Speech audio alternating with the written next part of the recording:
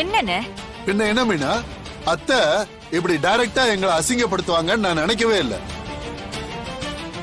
நாங்க என்ன தினம் தினம் இந்த வீட்டுல பிரச்சனை உருவாக்குறதுக்குன்னு எங்க உட்காந்து இருக்கோம் நினைக்கிறீங்களா? கணேஷா, நான் சொன்னது பொதுவா.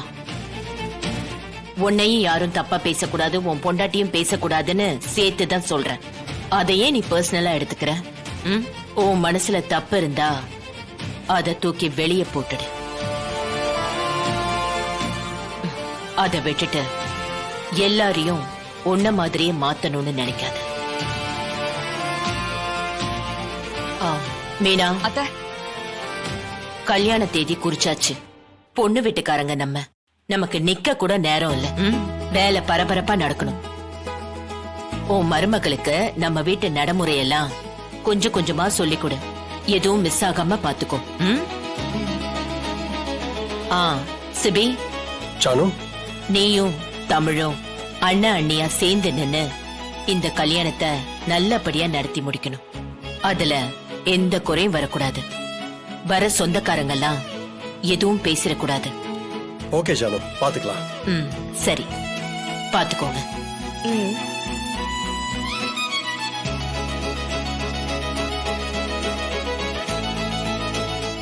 சிபி, ஆப்பா, அம்மா சொல்றதோட அர்த்தம் புரியுதா உனக்கு? என்ன அர்த்தம்பா? ரெண்டு பேரும் ஒத்துமையா நல்ல பாண்டிங்கோட இந்த ஃபங்க்ஷனை நல்லபடியா முடிக்கணும். அதை புரிஞ்சு நடந்துக்க.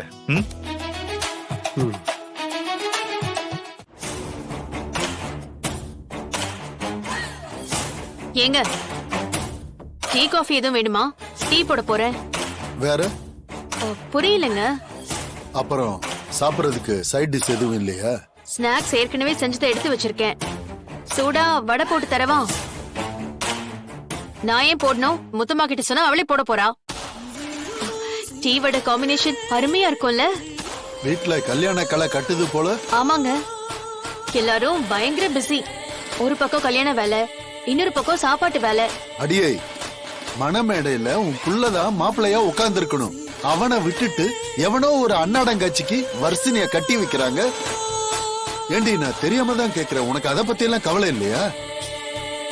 3 நேரத்துக்கு சாப்பாடு, நேரத்துக்கு தூக்கம், நல்லா வாழ்றடி அமுதா. என்னங்க இப்படி சொல்றீங்க?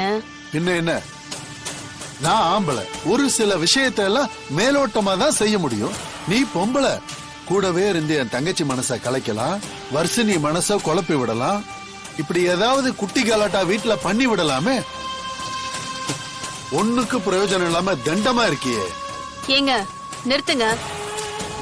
நீங்க என்னதான் நினைச்சிட்டு இருக்கீங்க?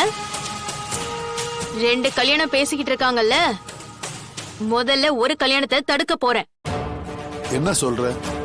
ஆமாங்க, அந்த தேன்மொழி கல்யாணம் வர்ஷினி கல்யாணத்தோட நடக்காது. அது தடுத்திருக்கேன். அடுத்த வர்ஷினி கல்யாணத்துல அந்த பிரபுவை கழட்டி விட்டுட்டு நம்ம பிள்ளைய எப்படி மணமேடையில உட்கார வைக்கிறதுன்னு நான் பிளான் போட்டுக்கிட்டு இருக்கேன். அது எப்படி? ஜனாமா தெளிவா இருக்கும்போது அவங்க முடிவை நீ எப்படி மாத்துவ? மீனாவை எங்க அடிக்கணுமோ அங்க அடிச்சிருக்கேன். கண்டிப்பா மீனா தேனு கல்யாணத்தை நடத்த சம்மதிக்க மாட்டா. இன்னைக்கே போய் ஜனாமா கிட்ட பேசி ஒரு கலவரத்தை உருவாக்குவா. அப்படியா அமுதா? ஆமாங்க. Super Amudha, super. பரவாயில்லையே, சாப்பாடு நேரம் போக மத்த நேரம் உனக்கு மூளையெல்லாம் வேலை செய்யுது. ஓ, இப்ப போய் ஒரு காஃபி போட்டு எடுத்துட்டு வா. அத்தை, நீங்க தேனுக்கு கல்யாணம் பண்ணி வைக்கிறதுல எனக்கு எந்த பிரச்சனையும் இல்ல. நல்லபடியா செஞ்சு வைங்க. வர்ஷினிக்கு எவ்வளவு சீர் செய்யறீங்களோ அதே அளவுக்கு நீங்க தேனுக்கும் சீர் செய்யுங்க. நானும் அதை தடுக்கல. ஆனா ஒரே ஒரு ரிக்வெஸ்ட். என்ன? வர்ஷினி கல்யாணத்தோட சேர்ந்து தேனு கல்யாணத்தை பண்ண வேணாம். வர்ஷினி கல்யாணம் முடியட்டும். அதுல இருந்து அடுத்த முகூர்த்தம் எப்ப வருதோ அப்ப தேனோட கல்யாணத்தை வச்சுக்கலாம்.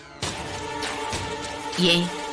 ஏன்னா ஒரே மேடையில 2 கல்யாணம் பண்ணா ஒண்ணு தழைக்கும், இன்னொன்னு கஷ்டப்படும்னு சொல்லுவாங்க. சில நேரம் 2 கல்யாணமுமே நல்லா இல்லாம போயிரும். அதான்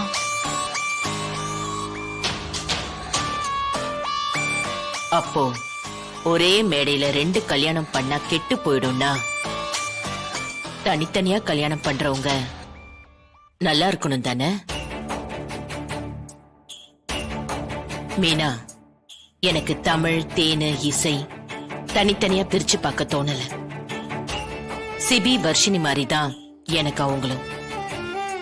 என் பசங்க. தமிழ் எனக்கு எவ்வளவு முக்கியம்னு உனக்கே தெரியும். தமிழ் அந்த குடும்பத்துக்கு அப்பா ஸ்தானத்துல இருக்கா.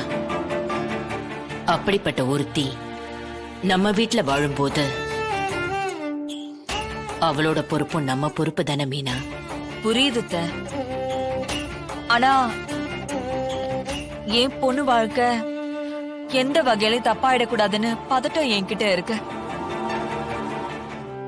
ஒரே மேடையில கல்யாணம் பண்ணி ஒரு சில இடங்கள்ல தப்பாயிடுது அத்தை. அதான். மீனா, எந்த காலத்துல இருக்க நீ?